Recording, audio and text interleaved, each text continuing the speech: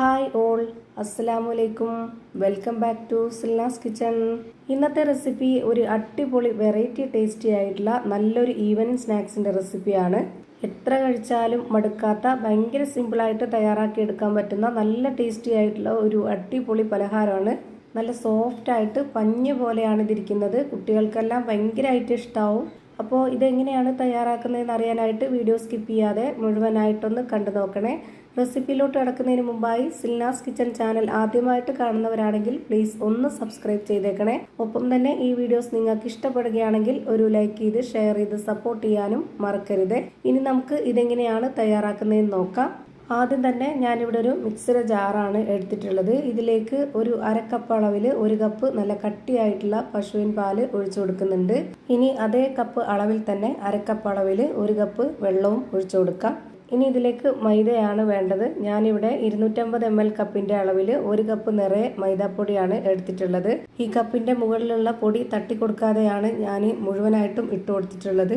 ആ ഒരു പൊടിയുടെ മുകൾ ഭാഗം തട്ടിക്കൊടുത്തിട്ട് കറക്റ്റ് ലെവലാക്കിയാണ് എടുക്കുന്നതെങ്കിൽ പരുവം തെറ്റിപ്പോവും. ഞാനിപ്പോൾ ഈ ഒരു നിറയെ എടുത്തിട്ടുള്ള ആ ഒരു കണക്കനുസരിച്ചാണ് ബാക്കിയുള്ള എല്ലാ ഇൻഗ്രീഡിയൻസിൻ്റെ അളവും ഇതിൽ കറക്റ്റാക്കി എടുക്കുന്നത്.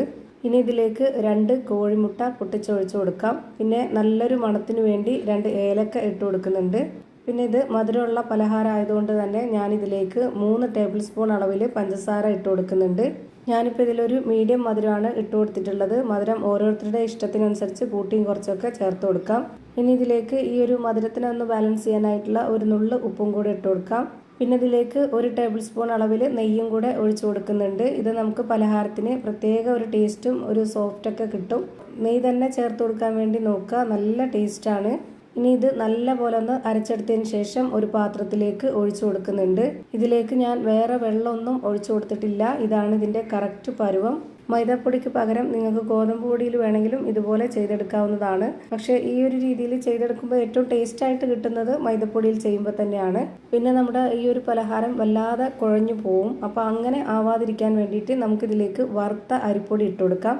1 ടേബിൾ സ്പൂൺ അളവിലാണ് ഞാനിപ്പോൾ ഇതിലേക്ക് ഇട്ട് കൊടുത്തിട്ടുള്ളത്. അതിൽ കൂടുതൽ ഇട്ട് കൊടുക്കരുത്. എന്നിട്ട് ഇതുപോലെ വിസ്ക് വെച്ചിട്ട് നന്നായിട്ടൊന്ന് ഇളക്കി യോജിപ്പിക്കുന്നുണ്ട്. ഒട്ടും തന്നെ കട്ടകളൊന്നും ആവാതെ ഇതുപോലെ നന്നായിട്ട് ഇളക്കി യോജിപ്പിച്ചെടുക്കുക. ഇതുപോലെ നമ്മൾ അരിപ്പൊടി ചേർത്ത് കൊടുക്കുമ്പോൾ ഈ മിക്സിയിൽ അരച്ചെടുത്തതിന് ശേഷം മാത്രം ഇട്ട് കൊടുത്ത് ഇളക്കി കൊടുക്കുക. അല്ലാതെ നമ്മൾ ഈ പൊടികളൊക്കെ ഇട്ട് കൊടുക്കുന്ന കൂട്ടത്തിൽ തന്നെ അരിപ്പൊടി ഇട്ട് കൊടുത്ത് അരച്ചു കൊടുത്തു കഴിഞ്ഞാൽ പരുവം തെറ്റിപ്പോവും. ഇപ്പോൾ ഞാനിത് കയ്യിൽ കൊണ്ടൊന്ന് കോരി കാണിച്ചു തരാം. ഇത് കാണുമ്പോൾ തന്നെ നിങ്ങൾക്ക് കറക്റ്റ് പരുവം മനസ്സിലായിട്ടുണ്ടാവും. ഇനി നമുക്കിതൊന്ന് ഫ്രൈ ചെയ്തെടുക്കണം. അപ്പോൾ അതിനുവേണ്ടി കുഴിയപ്പത്തിൻ്റെ ചട്ടിയാണ് ഞാനിവിടെ വെച്ച് കൊടുത്തിട്ടുള്ളത്. ഇനി ഫ്ലെയിം ഓണാക്കി കൊടുത്ത ശേഷം ഇതിലേക്ക് കുറച്ച് ഓയിൽ ഒഴിച്ചു കൊടുക്കാം.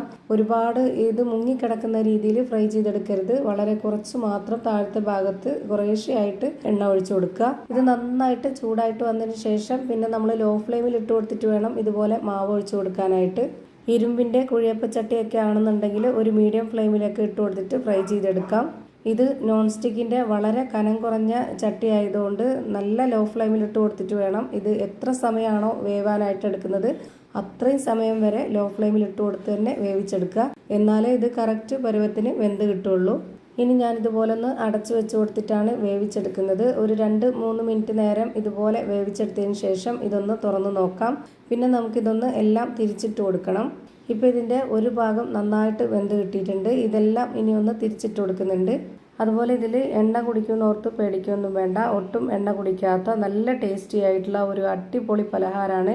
എന്തായാലും നിങ്ങൾക്കെല്ലാവർക്കും ഇഷ്ടമാവും. അതുകൊണ്ട് തന്നെ നിങ്ങൾ ഒരു തവണയെങ്കിലും ഇതേപോലെ ഒന്ന് ട്രൈ ചെയ്ത് നോക്കണം. ഇപ്പോൾ ഇതെല്ലാം തിരിച്ചിട്ട് കൊടുത്തിട്ടുണ്ട്. ഇനി ഈ ഒരു ഭാഗം 1 മിനിറ്റ് നേരം മാത്രം വേവിച്ചെടുത്തതിന് ശേഷം ഇതൊന്ന് തിരിച്ചിട്ട് കൊടുത്ത് നോക്കുക. ഇപ്പോൾ 2 സൈഡും ഒരുപോലെ വെന്ത് കിട്ടിയിട്ടുണ്ട്. ഇനി നമുക്ക് ഓരോന്നോരോന്നായി എടുത്തു മാറ്റാം.